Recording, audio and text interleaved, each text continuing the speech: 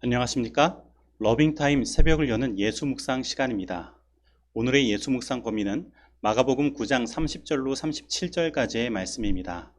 오늘도 이 말씀 속에서 하루를 살아가는 데 필요한 영적인 힘을 얻게 되기를 간절히 소원합니다. 먼저 본문 말씀을 읽도록 하겠습니다.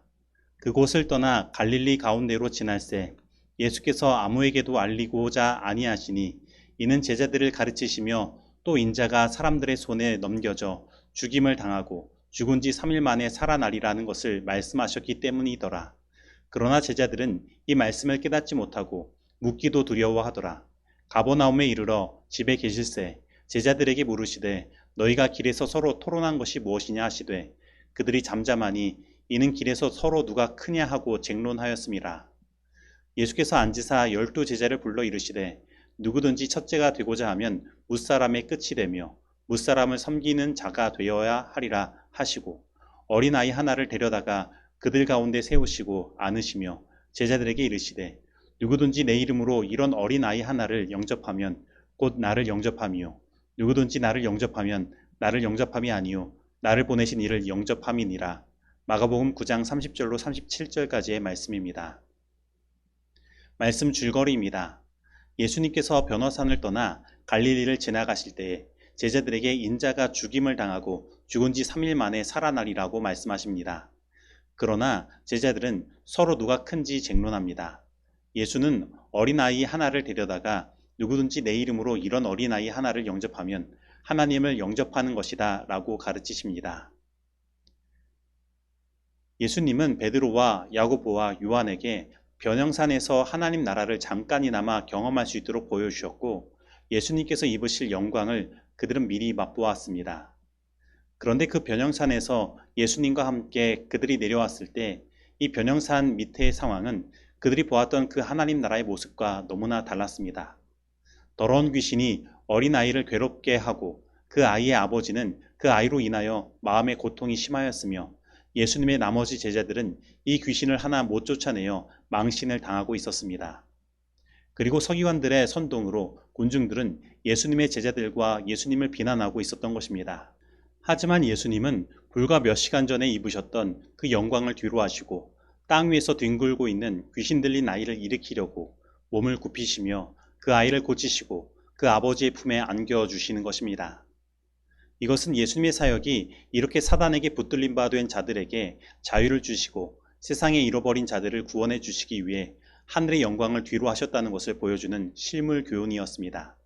그리고 앞으로 예수님은 이보다 더 낮은 곳으로 가실 것이었습니다. 예수님은 변형산에서 내려오실 때 베드로와 야고보와 요한에게 자신이 죽은 자 가운데서 다시 살아날 것을 이야기하셨습니다. 그리고 오늘 본문 말씀에서도 예수님은 죽은 지 3일 만에 다시 살아날 것을 다시 한번 이야기하시는 것입니다. 그래서 우리는 이 장면을 히브리 문학적 구조로 살펴보면 이것은 교차대꾸 구조로 바라볼 수 있습니다.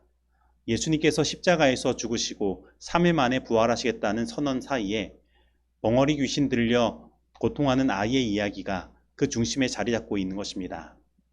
그리고 그 교차대꾸의 앞에 변형산에 예수님께서 입으신 영광, 곧 하늘의 장면을 둠으로 말미암아 아주 극적인 장면을 연출하고 있는 것입니다.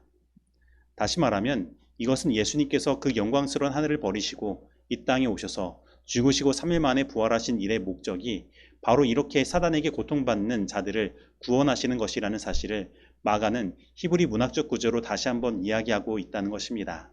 그렇다면 오늘 나의 삶 속에 어떠한 고통이 존재하고 있습니까? 사단에게 사로잡혀 아직까지 해결하지 못한 죄의 습관이 있습니까? 그리고 내 마음 가운데 해결하지 못한 마음의 고통은 무엇입니까? 사단이 지배하는 이 세상에서 내가 당한 괴로움과 고난은 무엇입니까? 그렇다면 오늘 이 모든 우리의 삶의 문제를 해결하시고자 하늘의 놀라운 영광을 버리시고 이 땅에 오셔서 십자가에 달리시고 3일 만에 부활하신 예수님을 바라보시고 그 모든 나의 삶의 문제를 예수님께 다 내어 맡기게 되기를 바랍니다. 그리고 예수님께서 십자가에서 이루신 일들을 믿음으로 받아들임으로 말미암아 진정한 구원을 경험하게 되기를 바랍니다. 그런데 시대소망 429페이지는 다음과 같이 이야기합니다. 그것은 아버지의 영광으로 오신 거룩하신 분께서 잃어버린 자를 구원하시기 위해 몸을 굽히시는 구속에 대한 실물 교훈이었다. 그것은 또한 제자들의 사명을 대표하였다. 영적인 빛이 비춰올 때 그리스도의 종들은 생애를 예수님과 함께 산꼭대기에서만 보내서는 안 된다. 그들에게는 저 아래 평지에서 해야 할 일이 있다. 사단에게 포로된 영혼들은 그들을 해방시켜줄 믿음의 말씀과 기도를 기다리고 있다. 바로 예수님의 이러한 죽기까지 낮아지시는 사역은 곧 예수님의 제자들이 가야 하는 길이기도 하며 오늘 우리들이 걸어가야 하는 길이기도 하는 것입니다. 그런데 제자들은 그때 무엇을 하고 있었습니까? 예수님의 제자들은 예수님께서 가실 십자가의 길을 이야기하는 동안에 누가 크냐는 쟁론을 벌이고 있었던 것입니다. 어떻게 보면 이때의 제자들의 모습이 바로 오늘날 우리들의 모습이 아닌가 하는 생각이 듭니다. 우리들은 세상의 수많은 십자가 속에 살아갑니다. 그런데 그 십자가 앞에서 우리는 서로 섬기고자 하는 것이 아니라 서로 섬김을 받고자 하며 더 높은 곳으로, 더 편한 곳으로 나아가려고 하는 것입니다. 예수님께서 사단으로부터 승리를 얻으신 십자가가 우리에게 존재하지만 우리는 그 십자가 앞에서 사단에게 마음을 빼앗겨 더 편하고 더 높은 곳으로 나아가려고 하는 것입니다. 그래서 우리는 먼저 우리 안에 있는 교만을 붙들고 있는 사단을 예수 그리스도의 능력으로 제어하고 쫓아내야 하는 것입니다. 그러면 여러분, 교만은 무엇입니까? 내가 높아지고자 하는 것이 교만입니까? 아니면 내가 낮아지지 않는 것도 교만입니까? 예수님께서는 우리 마음 가운데 있는 교만을 체크할 수 있는 방법을 오늘 본문 말씀에서 이렇게 말씀하셨습니다. 누구든지 내 이름으로 이런 어린 아이 하나를 영접하면 곧 나를 영접함이요. 누구든지 나를 영접하면 나를 영접함이 아니요 나를 보내신 이를 영접함이니라. 바로 오늘 우리의 마음 가운데 있는 교만을 체크할 수 있는 방법은 우리 가운데 있는 가장 연약한 자, 가장 낮은 곳에 있는 자, 어린아이와 같은 자를 내가 어떻게 대하느냐를 보는 것입니다. 다시 말하면 내가 높아지고자 하는 것도 교만이지만 나를 낮추지 않고 십자가의 길을 가지 않는 것도 교만인 것입니다. 그렇다면 오늘 우리가 나를 낮추어 돌봐야 하는 어린아이와 같은 자들, 연약한 자들은 누구입니까? 이러한 자들은 사실 멀리 떨어져 있지 않습니다. 우리 주변에서 자기를 위해달라고 응석 부리고 있는 영적인 어린아이와 같은 자들, 그리고 초등학교에 다니는 학생들의 싸움보다 더 유치하게 싸우고 나에게도 그러한 유치하게 싸움을 거는 자들이 바로 믿음이 연약한 어린아이와 같은 자들입니다. 우리는 세상의 원리대로 이들을 이기기 위해 나설 필요가 없습니다. 오히려 우리는 그들을 불쌍히 여기고 나를 낮추어야 합니다. 예수님께서 그 교만한 바리새인과 서기관들을 위해서도 십자가에 달리셨던 것처럼 우리는 더 낮은 곳으로 십자가를 향해 나아가야 하는 것입니다. 왜냐하면 그것이 바로 하나님 나라의 법칙이기 때문입니다. 예수님은 변향산에서 하나님 나라를 제자들에게 보여주시고 이 땅에 내려오셨지만 자신의 그 영광을 드러내지 않고 오히려 낮추셨습니다.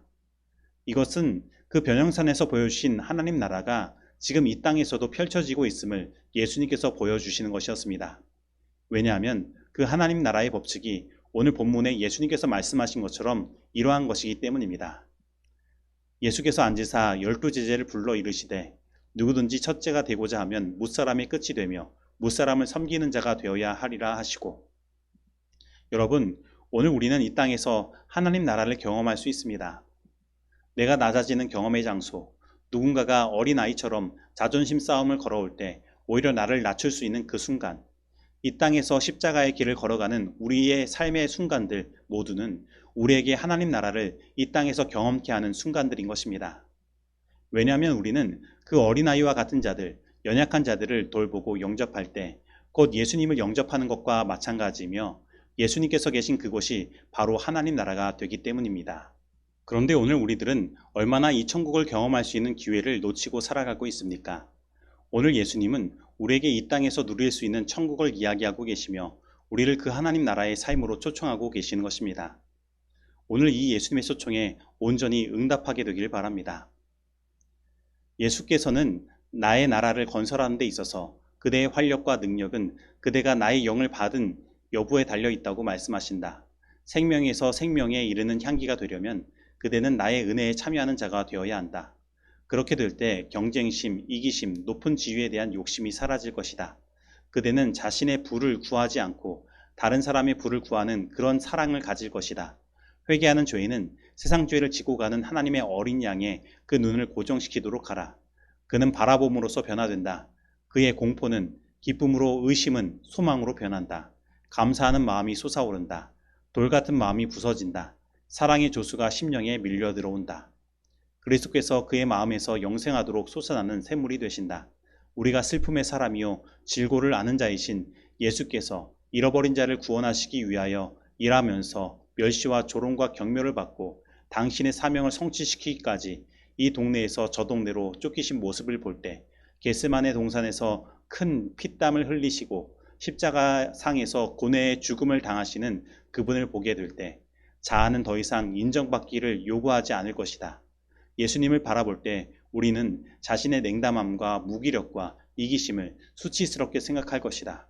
우리는 진정으로 아무것도 아니라고 생각할 것이며 그렇게 될 때 주님을 위해 진정한 봉사를 하게 될 것이다. 적용하도록 하겠습니다. 오늘 나는 나를 교만과 같은 죄로 사로잡고 있는 사단의 권세로부터 구원하시기 위해 예수님께서 이 땅에 오셨고 십자가에서 죽으시기까지 낮아지셨음을 믿고 있습니까? 오늘 나는 예수님께서 걸어가신 그 십자가의 길이 곧 내가 걸어가야 하는 길이며 이것이 이 땅에서 천국을 경험하는 방법임을 믿습니까? 오늘 내가 돌보고 영접해야 하는 어린아이와 같은 자들은 누구입니까? 오늘 이 말씀 속에서 내가 실천해야 할 것은 무엇입니까? 기도하시겠습니다. 하나님 아버지, 오늘 나의 마음 가운데 있는 교만으로 나를 붙들고 있는 사단의 권세에서 벗어나기를 원합니다. 이 시간 온전히 예수님의 십자가를 바라보게 하시고 주님의 성령의 능력이 우리 마음 가운데 있는 모든 사단의 권세를 깨뜨려 주시옵소서. 그리고 오늘 나로 하여금 예수님께서 걸어가신 그 길, 십자가의 길을 걸어가게 하심으로 주님께서 주신 하나님 나라를 경험하게 하시고 우리 가운데 있는 연약한 자들을 돌보고 어린아이와 같은 자들을 온전히 영접함으로 예수님을 온전히 경험할 수 있도록 인도하여 주옵소서. 예수님의 이름으로 기도드립니다. 아멘.